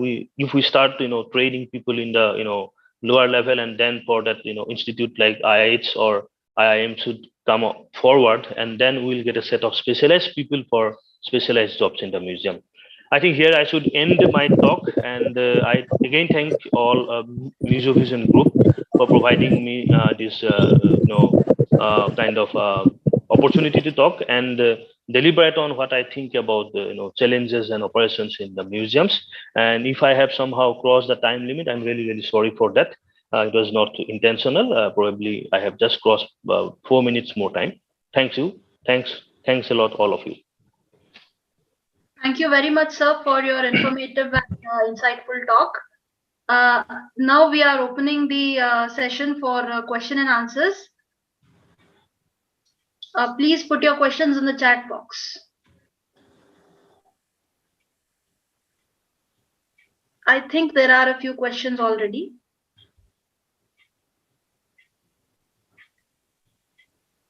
I think we have one question from for Rotella G. The science museums do a lot of marketing. Is it ethical for the government-funded museums to do commercial activities? I think it's something for all museums to consider, not only science museums, but is it ethical for government-funded museums to do commercial activities? That's the essence of it. I don't know. I replied there itself. I think it's misunderstood. Marketing is not only selling. I think where is the commercial activity when you are promoting the museum through marketing activity? Marketing has a role to promote the museum, to advertise, to create new audiences, to reach out to more people. That is also a function of marketing. So it's not a commercial activity at all. In fact, it helps the museum to get extra fund by way of tickets, because if more people come, more money comes to you, and you can use that money. Of course, in government, they say it's go to the Consolidated Fund of India. But that can be, we can work out with the government what percentage of that extra earning that you can use in museum upgradation or renovation. So marketing is, I think, sometimes misunderstood. I know in one of the meeting of directors long back in Delhi, when Culture Secretary asked me to give a talk on marketing, and when I was talking about, one of the directors said, we have nothing, we can't sell our artifacts. He asked me this question. I'm very surprised. It is misunderstood. Marketing is not selling all the time. It may be for commercial organization, maybe selling. For museum, it's a promotion and advertising or whatever you call it. Yeah, that's what I think the term people use today is influencing. If we can influence people more to come to the museum, right, especially when there is influencing of many other kinds happening today, this would be very important. The next question could be for either of you. What are other options to increase interactions with museums and educational institutions? Maybe I'll just modify the question a little bit. If we see the museum as a key out-of-school educational institution, what would be the way to increase interactions? Yeah, I think it's not only one interaction with museology departments, okay, because they have courses. In light of the new requirements of museums, you need to redesign your courses. Incorporate the new requirements of museum, both in terms of technology, in terms of management, in terms of communication strategies, in terms of audience building. So these are new concepts coming up which need to be incorporated in museology department courses. And more of the practice. If museums should design courses for these new museology students, and for 3 months when they send them internship, it should not be just a customary sending them. I think it should be discussed what they would do. And I remember I used to receive these students in Science Museum from Calcutta University Department. But sometimes they come on the first, immediately, suddenly they come to you and say, from tomorrow we are coming to you for internship. That is not. I think what I would like is, it should be pre-discussed between museums and the departments. So what they will be doing. And because there are 20 students at a time, suddenly 20 cannot do one job at a time. So you have to divide them in various aspects of museum functioning. So that's what I would advise. More interaction that is required. And in educational institutions, now, as I told you, the student visitation to museums is reducing. That is why our study says. So one is how to ensure that they appreciate the role of museums, the educational role of museums, especially when you are talking about new education policy, experiential learning. Where is that experiential learning going to come in colleges or university? It has to be tied up with non-formal education institutions like museums. So that has to be talked about. How do you create such learning resources, experiential learning resources in museum in collaboration with an education institution? That's what I see. So that you have more,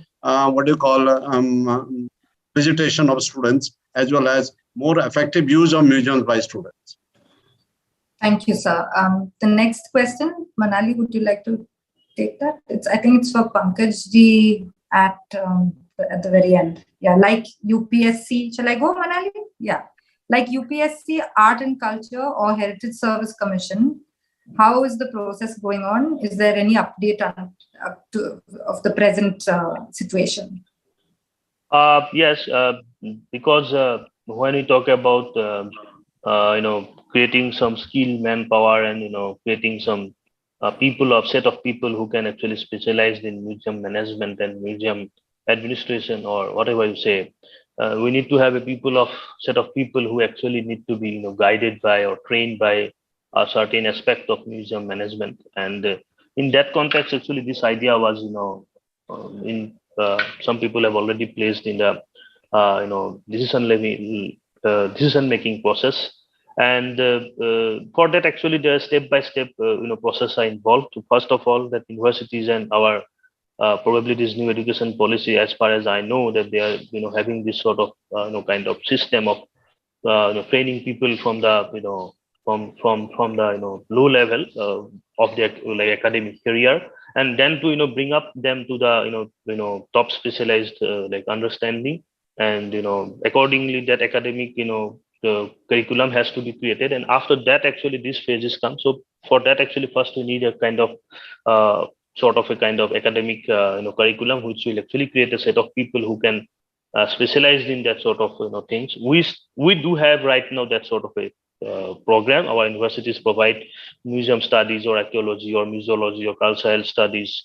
There are a lot of courses are there, folklore studies, anthropology, and many things. But there is not a synthesis of and synergy of all these academic things. So we need a kind of unified academic approach for that. And after that, again, we need to have a premier like institute where a set of good trained skilled people will come up. They will explore that all these academic aspects, and finally like services like Indian heritage and art services, that sort of a services can be created, and those people will be appointed in museums, in archaeology, or ASI or all these sort of institutions. Because nowadays what's happening, the people who are in the decision making process are from the typical bureaucrats, and but not the skilled people, and the people who are in the medium or the bottom level, they are from the skilled manpower level. So there is not a kind of balance between the idea and understanding. Again, as that question has been asked, what is in the present state, I can say that this is in a very very like like kind of a very actually initial stage, actually, I'd like to say, because whatever I know and whatever my information, that has not been muted up very seriously by our organization. As Balasa has already told, that we have a serious lack of advocacy organization for museum sector in the country. We 2 years or 3 years back, we have a museum summit in Delhi. I don't know where is the report there and what the cultural ministry is doing, but we do not have a sustained and continuous advocacy, and because of that, actually, we are not getting the right kind of people, and right kind of things are not happening in the decision making process. So this is in a very initial stage, but I'm hopeful that in future probably this will come up, and that will definitely give a very unique dimension to the entire museum management and professionalism of the museum sector of the country. Thank you, sir. There's a question from Sarit Kumar Choudhury, and it could be for either of you. In India, is there any dedicated national level journal on museum studies so far, except for the departmental journals? I would like to introduce Sarit Kumar Choudhury, sir. He was the ex-director general of IGRMS Bhopal. Yeah. In my view, there is none, and except Calcutta University has a journal of museology, and one attempt was done in Delhi, but no, I think there's no regular. There should be, whether the museum journal that comes from England, and there is one ICOM's journal of museum journal of ICOM, but I don't find any standard museum journal from India. That's the need. I think we should be having that. Anybody takes lead on it will be very welcome.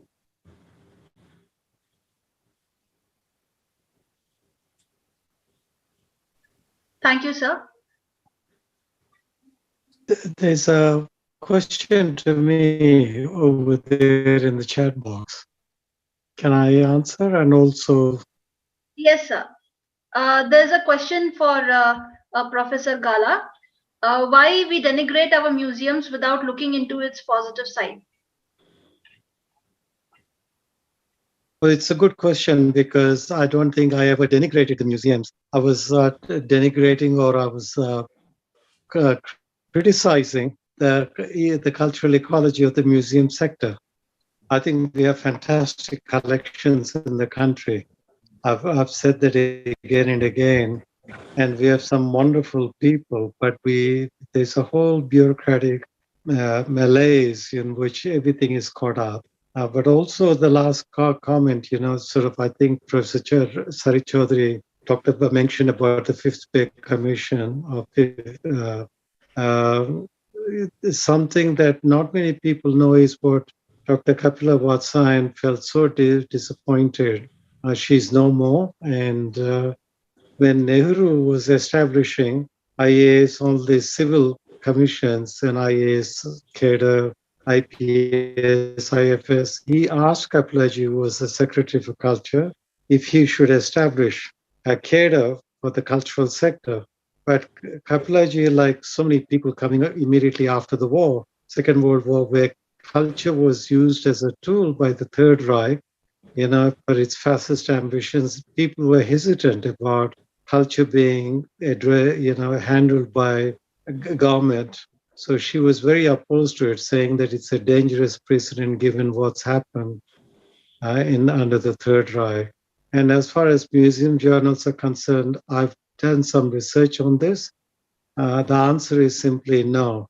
And also, I just want to add that the #1 museum journal in the world is Curator. ICOM journal is not necessarily a top journal, but #1 journal is Curator magazine, published from New York, according to all international ratings. But anyway, I wasn't being negative. I just want to say that not about museums. I love museums. I'm not denigrating them, but the lethargy, it's shocking. We should be developing our museums. We got the money in the country. It's just that the bureaucracy is stifling everything. Thank you very much, sir. I think we have reached the end of the webinar, and it is now time to propose the vote of thanks. So I now request Satyajit Narayan Singh, sir. He is the Public Relation Officer, National Council of Museums, functioning under a single administrative umbrella. From his long experience of serving in science museums and his interaction with other museum fraternity, he has given a wonderful, very deliberated very nicely on different topics. Thank you, sir. Thank you so much. I would like to thank Mr. Pankaj Pratham Bardoli for giving a different perspective on museum management. So thank you, Pankajji. Thank you for this address.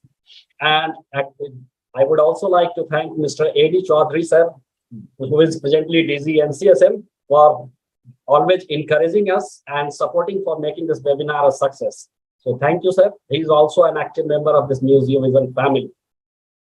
I would also like to thank Aditi Nair and Manali Momaya for moderating this webinar very nicely. Thank you, both of you. And in addition to this, I would like to thank all the members of the core committee of the Museovision family for giving us the opportunity to organize this webinar. And at the same time, I would like to thank all the members of the Museovision family for conducting discussions in the group and sharing their experiences. Thank you, everyone. Thank you, everyone from the Museovision family.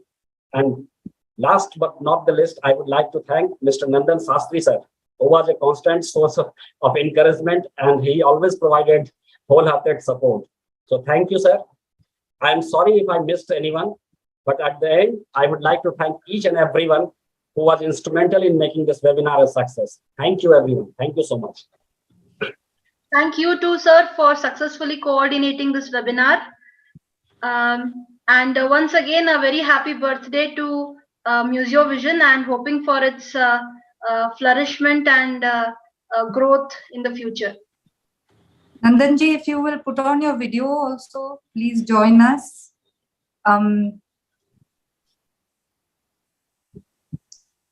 North and Northeast chapters of Museovision, congratulations, and congratulations to Museovision on its 6th anniversary.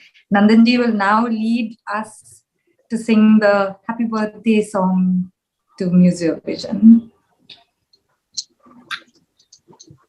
So you're on mute. So you're on mute. My voice is not so sweet. So ladies, please start. Ladies. So, Manali, start. Come on.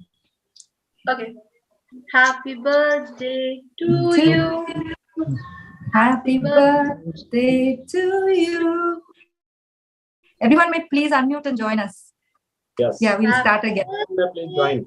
Museovision. Happy birthday to Happy you. birthday to you. All of you. Yes. Nandan ji, please take it from Thank you very much, everyone. And very nice celebration. Thank you all the participants and audience who joined us today. And without your support, it would not have been successful. Thank you for joining us. Thank you. Thank you. Thank you. We are thankful to Shastri for enriching us with your various postings on Facebook and on this group. And I always enjoy them. Thank you. We are thankful to Subra and Satyajit for constantly doing good to this webinar. Satyajit was submitting the thanks. So it is our duty to thank Satyajit and Subra. All the best wishes, Satyajit and Subra. So nice of you. Thank you. Thank you for all the support and the suggestions all the time. For all the members of the core committee and all the members, senior members, please guide us in future too. Thank you.